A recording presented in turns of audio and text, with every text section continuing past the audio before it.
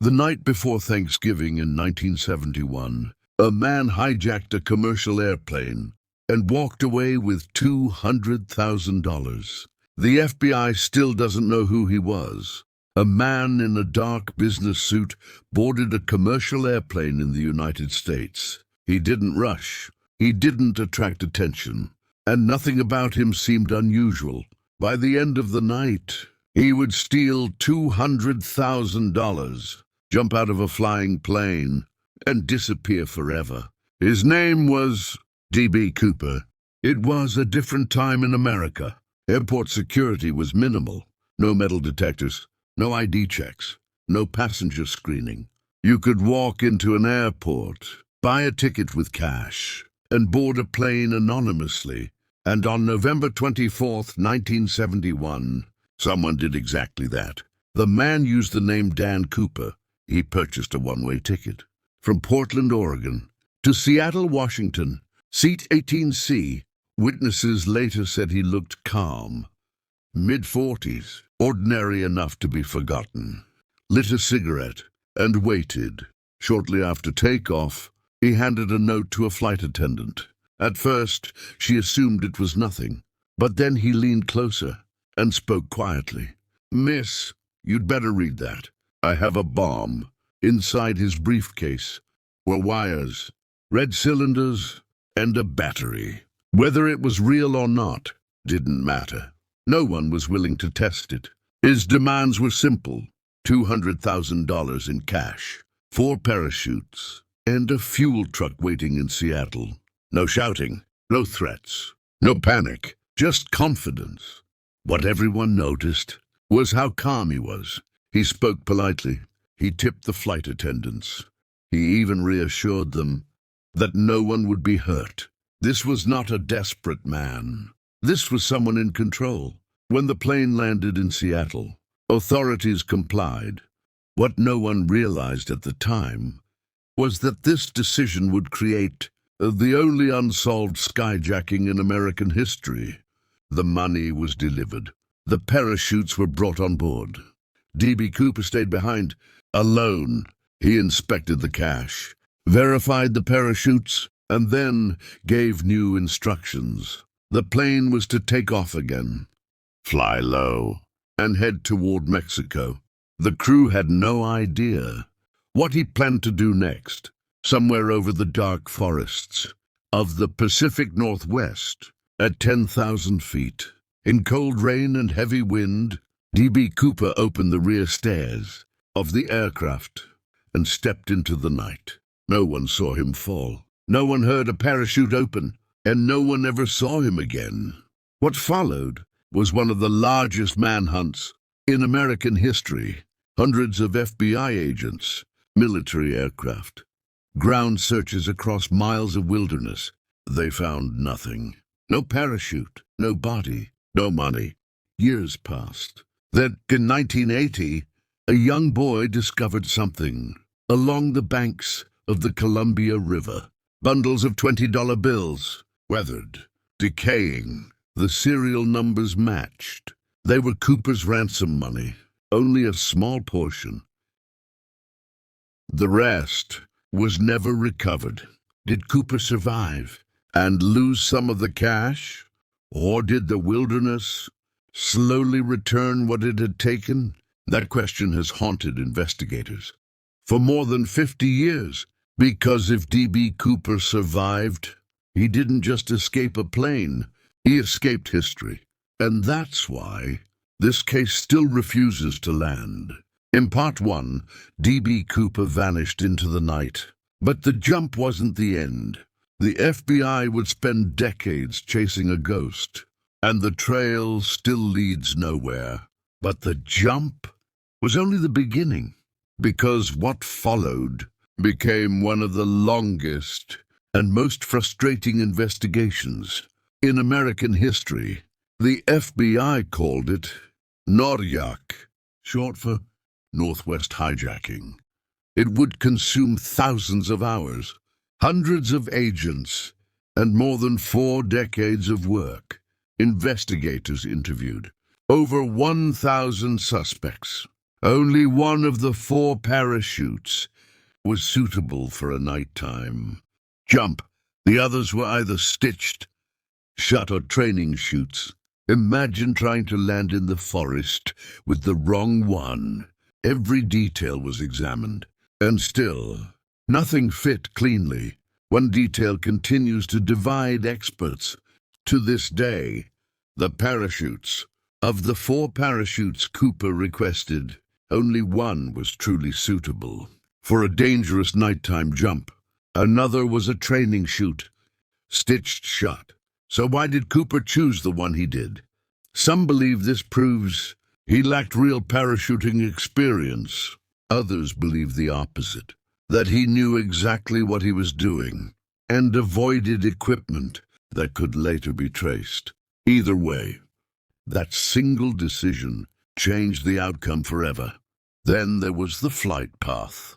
For years, investigators believed Cooper jumped over a specific stretch of forest in Washington state. But later radar analysis raised a troubling possibility.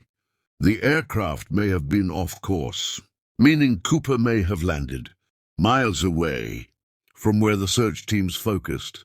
If that's true, the largest manhunt in the case may have searched the wrong location entirely. In 1980, the case took another strange turn. A young boy discovered bundles of $20 bills along the Columbia River. They were buried in the sand. The serial numbers matched. It was Cooper's ransom money, but only a fraction. The money was bundled, not scattered, and there was no parachute, no clothing, no remains. If Cooper died in the jump, why was the money grouped neatly? And if he survived, why abandon it? Some believe the river moved the bills over time. Others believe the money was hidden deliberately. As the years passed, suspects came and went. Former paratroopers, aviation workers, men with knowledge and opportunity. Some told only their families in whispered confessions, secrets that may never see the light of day. Others matched pieces of the puzzle, but none could be proven. No fingerprints matched. No DNA confirmed. No witness could say with certainty, that's him. Then came one overlooked detail. Cooper's black clip-on tie. For decades it sat untouched, until modern science took another look. Microscopic particles were found. Rare metals, linked to advanced manufacturing, aerospace, defense industries. This suggested something unexpected. D.B. Cooper may not have been a drifter or a thrill seeker. He may have been a trained professional, someone comfortable with systems and pressure. In 2016, the FBI quietly closed the case, not because it was solved, but because there was nothing left to follow. No press conference, no final suspect, just a file, closed without answers. Some investigators believe Cooper never intended to escape law enforcement. They believe he intended to disappear. No name, no identity, no future trail. But what if the man who jumped that night is still alive today? And if that's true, D.B. Cooper didn't just vanish from a plane. He vanished from history itself. And after 50 years, no one knows where he went or if he's still out there. He stepped out of the system itself. And that may be his greatest mystery of all. For over 50 years, the world has wondered, did D.B. Cooper vanish into the night? Or did he survive to live another life under a new name? Did D.B. Cooper survive the jump? Or did the wilderness erase him completely? In this chapter, we examine the evidence and the theories. One final time, those who believe Cooper survived point to his behavior aboard the plane. He was calm, confident, precise. He used correct aviation terminology. He knew flight paths. He understood the altitude and fuel requirements. This was not a man acting on impulse. Then there's the parachute. Despite popular belief, Cooper selected a functional parachute, one that could safely carry him to the ground. He did not choose the defective training chute. To some experts, this proves preparation. To others, experience. Either way, it was a decision that changed everything. Yet the night was harsh. Rain, wind, near freezing temperatures, dense forest below. He wore a business suit, loafers, and no helmet. Landing safely would have been difficult, even for a skilled parachutist. Imagine jumping into freezing rain at 10,000 feet, in a business suit, loafers, and no helmet. Even the most skilled parachutists would struggle to survive. Then there's the money. Most of the ransom never appeared in circulation. Banks watched carefully. Serial numbers were recorded. So where did it go? Did Cooper die and leave it behind? Or did he intentionally hide it? For reasons we'll never understand. Modern science has tried to answer the question, what if? And yet even modern science cannot say for certain. What if the man who vanished in 1971 is still out there today? DNA tests were conducted on Cooper's tie, but only partial genetic material was recovered. Enough to exclude some suspects, not enough to confirm his identity, and time works against investigators. Evidence degrades, witnesses pass away. The window for certainty is closing. Some experts believe Cooper did not plan merely to escape the law. They believe he intended a complete disappearance. No identity, no paper trail, no future record. The jump was not reckless. It was final. And yet, no one ever confessed. No letters, no recordings, no credible claims. He left no trace of himself in life or in death. The FBI officially closed the case in 2016, not because it was solved, but because there was nothing more to follow. No suspect could be confirmed. No new evidence could be gathered. Just silence. D.B. Cooper may have died in the night, or he may have walked away and lived a long, quiet life under another name. Either way, the truth remains unknown. He didn't shout. He didn't seek fame. He didn't leave a manifesto. He simply stepped into the dark, leaving the world chasing shadows. D.B. Cooper, the ultimate American mystery, and maybe the greatest escape in history. The night D.B. Cooper jumped from a plane, America changed forever. Security procedures, even the planes themselves would never be the same because of one man and one leap into legend.